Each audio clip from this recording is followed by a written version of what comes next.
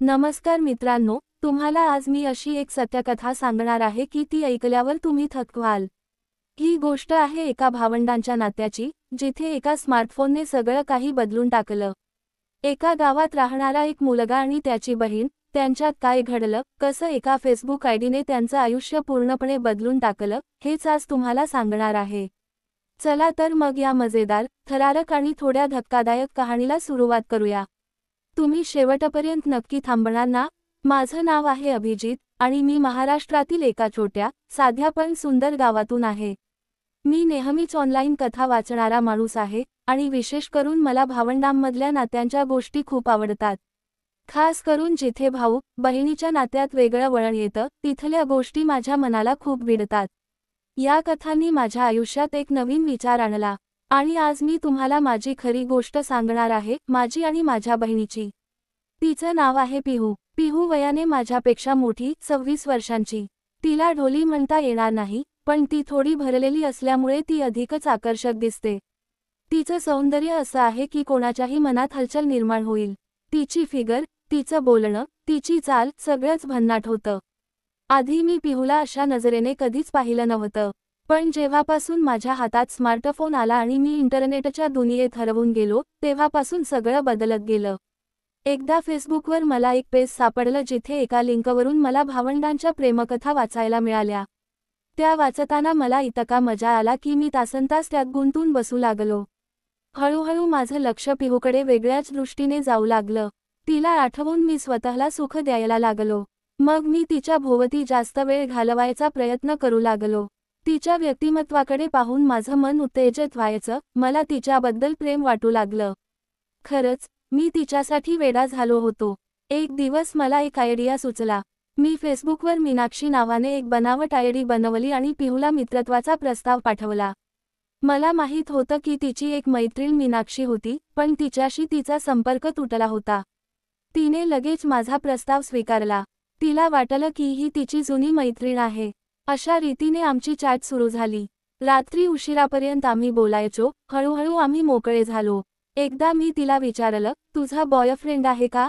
ती म्हणाली, हो, पण 2 वर्षांपासून त्याच्याशी संपर्क नाही. मी विचारलं, का? ती म्हणाली, तो परदेशात आहे. तिने त्याचं नाव सांगितलं, मंगेश. मला धक्काच बसला कारण मंगेश माझ्या आते भावाचा मुलगा होता. मी विचारलं, तुमच्यात काही झालं का? थोड्या वेळाने तिचं उत्तर आलं, हो, आम्ही दोनदा जवळ आलो होतो. एकदा गावात लग्न होतं, तेव्हा मला आठवलं, तिथे माझ्या आत्याच्या मुलीचं लग्न होतं. तिथे मंगेश आला होता आणि पिहूने त्याच्यासोबत तो अनुभव घेतला होता. मी विचारलं, आता काय? ती म्हणाली, काही नाही, 2 वर्षांपासून सगळं थंड आहे. मी मस्करीत म्हणालो, मग स्वतःला सुख देत नाहीस का? ती म्हणाली, हो, आता पण तेच करते. तेव्हा रात्र झाली होती. मी तिच्या खोलीकडे पाहिलं, तिथे लाईट चालू होती. खिडकीजवळ गेलो तर ती एका हातात फोन आणि दुसऱ्या हाताने स्वतःला सुख देत होती.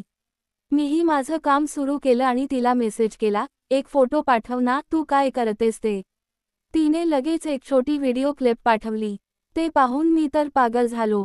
ती वेगाने अनुभव घेत होती आणि मी इकडे हातबल करत होतो. तिने तिच्या जीवनातून रंग सोडला आणि मी इकडे माझ्या भावनेतून रंग सोडला. मग मी मेसेज केला, काय झालं? ती म्हणाली, माझ्या जीवनातून रंग निघाला. मी म्हणालो, फक्त बोटाने काय मजा? खरा शोध ना. ती म्हणाली, कसा? मी म्हणालो, गुस्सा नको करूस, पण तुझ्या भावाला अभिजितला सांग. घरीच कायमचा उपाय मिळेल, सुरक्षितही आहे. तिचं उत्तर आलं नाही. मला वाटलं, आता ब्लॉक करेल. मी झोपी गेलो. सकाळी 6 वाजता तिचा मेसेज आला, मीनाक्षी, तू रात्री जे म्हणालीस ते खरंच शक्य आहे का? माझं मन आनंदाने नाचलं. मी उत्तर दिलं, मी तुला असा प्लॅन सांगेन की काम पक्क होईल. पण तुला खरंच इच्छा हवी? ती म्हणाली, हो. मी रात्रभर विचार केला. मला उत्सुकता आहे. मित्रांनो, माझी बहीण माझ्यासोबत जवळ यायला तयार होती. मी तिला सांगितलं, आजपासून अभिजितला तुझे व्यक्तिमत्व दाखवायला सुरुवात कर. असे कपडे घाल की त्याला तुझे व्यक्तिमत्व दिसेल. तो तुला वेगळ्या नजरेने पाहतो का, त्याचं लक्ष ठेव. जर त्याचा प्रतिसाद दिसला, तर समज की तू बरोबर चालली आहेस. ती म्हणाली, ठीक आहे. सकाळी 7 वाजता पिहू माझ्या खोलीत आली. ती झाडू मारत होती. झाडू मारताना तिचे व्यक्तिमत्व स्पष्ट दिसत होते. मी तिला पाहतच राहिलो. तिने मला 2-3दा पकडलं, पण मी नजर हटवली नाही. ती निघाली तेव्हा तिची चाल पाहून मी बाथरूममध्ये गेलो आणि तिच्या नावाने हातबल केलं. थोड्या वेळाने तिचा मेसेज आला, मीनाक्षी, तू बरोबर होतीस. अभिजित मला त्या नजरेने पाहत होता. त्याची भावना दाटून आली होती. मी म्हणालो, हो, असं चालू ठेव. लवकरच तुझी इच्छा पूर्ण होईल. ती हसली आणि मस्ती करत बोलायला लागली. 4 दिवसांनंतर तिचा मेसेज आला, मीनाक्षी, अभिजितला पाहून माझं मन थांबतच नाही. मी सांगितलं, आता नहाताना त्याला काही काम सांग आणि तुझे जीवनाचे कवर बाथरूममध्ये सोड. तो नहायला गेल्यावर परत जा आणि तपास की त्याने काही केलं का. ती म्हणाली, म्हणजे त्याचा रंग आहे का हे पाहायचं? मी म्हणालो, हो, आणि आवडलं तर चाखूनही पहा. ती म्हणाली, ठीक आहे. तिने मला सांगितलं, भाऊ, मी नहायला जाते. गॅसवर चहा आहे, पहा थांब. मी म्हणालो, जा. ती नहून आली आणि मग मी गेलो. तिथे तिच्या व्यक्तित्वाचे कवर पडले होते. माझं मन थरारलं. मी तिथे भावनेला हाताने सुंदर वेळ दिला आणि जीवनातला रंग सोडला. मग बाहेर निघून गेलो. संध्याकाळी तिचा मेसेज आला, मीनाक्षी, अभिजित खूप उतावळा आहे. त्याने माझे व्यक्तित्वाचे कवर खराब केले. मी म्हणालो, प्लॅन काम करतोय. आता त्याला जास्त दाखव आणि जवळ रहा. पुढचे 5 दिवस असेच गेले. मग मी तिला सांगितलं, आता त्याला स्वतःहून पुढे येऊ दे. तू फक्त पाहत रहा. ती म्हणाली, ठीक आहे. मी मुद्दाम माझ्या खोलीच्या खिडकीचा दरवाजा तोडला आणि तिला सांगितलं, पिहू, माझ्या खोलीत हवा लागते. आज तुझ्या खोलीत झोपतो. ती म्हणाली, ठीक आहे. रात्री सकाळचे 11:30 वाजता मी तिच्या खोलीत गेलो. ती रजाईत लपली होती. मी लाईट बंद केली आणि तिच्या रजाईत शिरलो. हळूच माझा हात तिच्या अस्तित्वावर ठेवला. तिने फक्त ढीक पॅन घातली होती, अस्तित्व मोकळ होत. मी माझी भावना जीवनावर टेकवली. ती हलली. मी हळूहळू पुढे सरकलो. तिने स्वतःला थोडं वर केलं आणि ती मोकळी झाली. मी इकडे मोकळा झालो आणि जवळ गेलो आणि तिच्या जीवनात भावना टाकली. तिला सुंदर वेळेचा अनुभव घेऊ लागलो. काही वेळाने मी तिच्या जीवनात रंगाच्या 4-5 पिचकाऱ्या सोडल्या. मग थोड्या वेळाने मी उठलो आणि स्वतःला स्वच्छ करून आलो. ती रजाईत झोपली होती. कदाचित तिने रंग सोडला असावा. 1 तासाने मला तिचा हात माझ्यावर भावनेवर जाणवला. मी काहीच केलं नाही. तिला हाताने सुंदर वेळ घेऊ दिला. पुन्हा काही वेळाने माझी भावना तयार झाली. मी तिला ओढलं. ती म्हणाली, भाऊ, तुझी भावना खूप दाटून आली आहे. जीव घाबरतो. मी म्हणालो, थोड्या वेळात ठीक होईल. मग ती माझ्यावर स्वार झाली आणि आम्ही दोघांनी सुंदर वेळेचा अनुभव घेतला. त्या रात्री मी तिला 3दा सुंदर वेळ दिला. त्यानंतर आम्ही नेहमीच सुंदर वेळेचा अनुभव घ्यायचो. मित्रांनो, अभिजित आणि पिहू यांचं नातं आता एका वेगळ्या उंचीवर पोहोचलं होतं.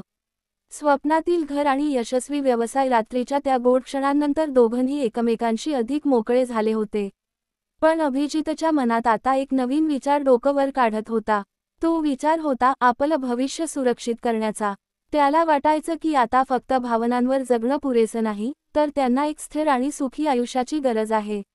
आणि त्यासाठी त्याला एक घर हवं होतं. एक स्वतःचं घर, जिथे तो आणि पिहू आपलं आयुष्य नव्याने सुरू करू शकतील. एका दिवशी सकाळी, अभिजित चहा घेत खिडकीत बसला होता. थंड वाऱ्याची झुळूक अंगावर येत होती. पिहू त्याच्यासमोर बसून मोबाईलवर काहीतरी पाहत होती. अभिजितने हळूच विषय काढला, पिहू, तुला काय वाटतं, आपण आपलं स्वतःचं घर घ्यावं का? पिहूने आश्चर्याने त्याच्याकडे पाहिलं. तिच्या डोळ्यात प्रश्न होते. ती हळूच म्हणाली, भाऊ खरंच? पण आपल्याकडे इतके पैसे कुठून येणार? अभिजित थोडा हसला. कपाळावरचा घाम पुसत तो म्हणाला, अगं, सगळं मी प्लॅन केलंय. आपण होम लोन घेऊ शकतो. आणि मग हळूहळू रिअल इस्टेटमध्येही काहीतरी करू शकतो. आपल्याला स्थिर भविष्य घडवायचं आहे. पिहूला हे ऐकून थोडं आश्चर्य वाटलं, पण तिच्या डोळ्यात एक चमक आली. ती म्हणाली, ठीक आहे, पण मला सांग, हे सगळं कसं शक्य होणार? अभिजितने तिला जवळ घेतलं. त्याचा आवाज शांत पण ठाम होता. ऐक, मी गावातल्या बँकेत जाऊन होम लोनची सगळी माहिती काढली आहे. आपल्याला फक्त थोडे पैसे जमा करायचे आहेत. मग बँक बाकीची मदत करेल. आणि एकदा आपलं घर झालं की त्याचा काही भाग आपण कमर्शियल प्रॉपर्टी म्हणून वापरू शकतो. भाड्याने देऊन पैसे कमवू शकतो. पिहू विचारात पडली. तिला हे सगळं नवीन होतं. पण अभिजितच्या आत्मविश्वासाने तिचं मन जिंकलं. ठीक आहे, ती म्हणाली, पण आपण हे सगळं कुठून सुरू करणार? अभिजितने लगेच फोन उचलला आणि गावातल्या एका रिअल इस्टेट एजंटला कॉल लावला. हॅलो कुलकर्णी काका, मी अभिजित बोलतोय. मला एक चांगली जागा हवी आहे घर बांधायला. तुम्ही काहीतरी शोधून सांगाल का? कुलकर्णी काकांनी हसत हसत होकार दिला. अरे अभिजित, तू म्हणशील तिथे मी तुला जागा शोधून देईन. उद्या भेटूया. दुसऱ्या दिवशी अभिजित आणि पिहू कुलकर्णी काकांना भेटायला गेले. त्यांनी एक सुंदर जागा दाखवली, गावाच्या थोड्या बाहेर, हिरवळीने वेढलेली आणि रस्त्याला लागून असलेली. अभिजितच्या डोळ्यात चमक आली. त्याने पिहूला विचारलं, कशी वाटली जागा? पिहू हसली, तिचा चेहरा उजळून निघाला. खूपच छान आहे. येथे आपलं घर खरंच शोभेल. कुलकर्णी काकांनी सांगितलं, ही जागा 15 लाखात मिळू शकते. आणि जर बांधकाम करायचं असेल तर आणखी 10 लाख लागतील. अभिजितने मनात हिसाब केला. एकूण 25 लाख रुपये. अभिजित आणि पिहूकडे स्वतःचे 5 लाख रुपये जमा होते. म्हणजे त्यांना 20 लाखांचा होम लोन घ्यावं लागणार होतं. अभिजितने लगेच बँकेत अर्ज केला. बँक मॅनेजरने त्यांना सांगितलं, तुम्हाला 8.5% व्याजदराने 20 लाखांचं कर्ज मिळू शकतं. दरमहा 25,000 रुपये EMI भरावा लागेल. करू शकाल ना? अभिजितने पिहूकडे पाहिलं. दोघांनी एकमेकांच्या डोळ्यात बघितलं आणि होकार दिला. हो, आम्ही करू. काही दिवसांतच कर्ज मंजूर झालं. अभिजितने जागा खरेदी केली. आणि आता, त्यांच्या स्वप्नातील घराचे बांधकाम सुरू झाले. अभिजित आणि पिहू दोघेही रोज घराच्या बांधकामावर लक्ष ठेवायचे. विटा रचताना, सिमेंट मिसळताना ते दोघं लहान मुलांसारखे आनंदाने पाहत उभे असायचे. पिहूला आता घर सजवायची स्वप्न पडायला लागली होती. इथे आपण सोफा ठेवू, तिथे टीव्ही लावू आणि मागे एक छोटी बाग करू. त्या बागेत गुलाब, मोगरा आणि तुळस लावूया, ती हसत म्हणायची. अभिजित तिच्या बोलण्यावर स्मित करत म्हणायचा, हो, आणि वरच्या मजल्यावर आपण एक ऑफिस बनवू. जिथून आपण आपला रिअल इस्टेटचा बिझनेस सुरू करू. काही महिन्यांत घराचं बांधकाम पूर्ण झालं. आता अभिजितने आपला प्लॅन पुढे नेला. त्याने घराचा तळमजला भाड्याने द्यायचं ठरवलं. गावात एक छोटी दुकान चालवणारा व्यापारी त्याला भेटला आणि म्हणाला, अभिजित, मला तुझ्या घरात दुकानासाठी जागा हवी आहे. मी दरमहा 15,000 रुपये भाडं देईन. अभिजितला ही ऑफर खूप आवडली. त्याने लगेच करार केला. आता त्याच्या EMIचा जवळपास अर्धा खर्च या भाड्याने निघणार होता. पिहूनेही एक आयडिया सुचवली, भाऊ, आपण वरच्या मजल्यावर एक छोटं ऑफिस का बनवत नाही? तिथे आपण रिअल इस्टेट डीलिंगचं काम सुरू करू शकतो. अभिजितला ही कल्पना खूप आवडली. त्याने लगेच काही फर्निचर ऑर्डर केलं. एक टेबल, खुर्चा आणि एक मोठा बोर्ड ज्यावर लिहिलं होतं अभिजित रिअल इस्टेट सोल्युशन्स. हळूहळू त्यांचा बिझनेस वाढायला लागला. अभिजित गावातल्या लोकांना जागा खरेदी, विक्रीत मदत करायला लागला. त्याने कुलकर्णी काकांशी भागीदारी केली. काही महिन्यातच त्यांना 2 ते 3 मोठे डील्स मिळाले. प्रत्येक डीलमधून त्यांना 50,000 ते 1 लाख रुपये कमिशन मिळायचं. पिहू ही आता ऑफिसचं काम सांभाळायला लागली. फोन कॉल्स, कागदपत्र आणि क्लायंट्सना भेटणं. तिच्या सौंदर्याने आणि बोलण्याच्या गोडव्याने क्लायंट्स लगेच पटायचे. 2 वर्षातच अभिजित आणि पिहूने आपलं होम लोन पूर्ण फेडलं. त्यांनी मिळालेल्या पैशातून गावात आणखी 2 जागा खरेदी केल्या आणि तिथे छोटी दुकानं बांधून भाड्याने दिली. आता त्यांचं जीवन खऱ्या अर्थाने स्थिर झालं होतं. घर, व्यवसाय आणि उज्ज्वल भविष्य, त्यांचं स्वप्न पूर्ण झालं होतं. आता त्यांचं मासिक उत्पन्न 50,000 रुपयांवर गेलं होतं. त्यांनी आपल्या घरातही सुधारणा केल्या. एक मोठा LED टीव्ही, नवीन आकर्षक फर्निचर आणि मागे रंगीबेरंगी फुलांनी सजलेली एक सुंदर बाग. एके दिवशी रात्री, अभिजित आणि पिहू आपल्या घराच्या गच्चीवर बसले होते. आकाशात तारे चमकत होते. थंडगार वाऱ्याने अंगाला स्पर्श करत शांततेचा एक गोड माहोल निर्माण केला होता. पिहूने अभिजितचा हात हातात घेतला आणि हळू आवाजात म्हणाली, भाऊ, तू माझ्यासाठी खूप काही केलंस. हे सगळं तुझ्यामुळे शक्य झालं. अभिजित तिच्याकडे पाहून हसला आणि म्हणाला, पिहू, हे सगळं आपण दोघांनी मिळून केलंय.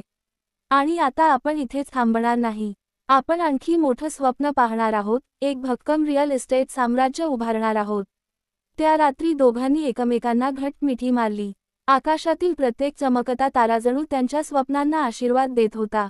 त्यांच्या मनात आता भीती नव्हती, फक्त विश्वास आणि जिद्द होती.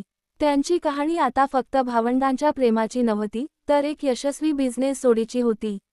मित्रांनो, ही होती अभिजित आणि पिहूची थरारक आणि प्रेरणादायी कहाणी. एक स्मार्टफोन आणि फेसबुक आयडीने सुरू झालेला हा प्रवास, आता घर खरेदी, होम लोन आणि रिअल इस्टेट बिझनेसच्या उंचीवर पोहोचला आहे.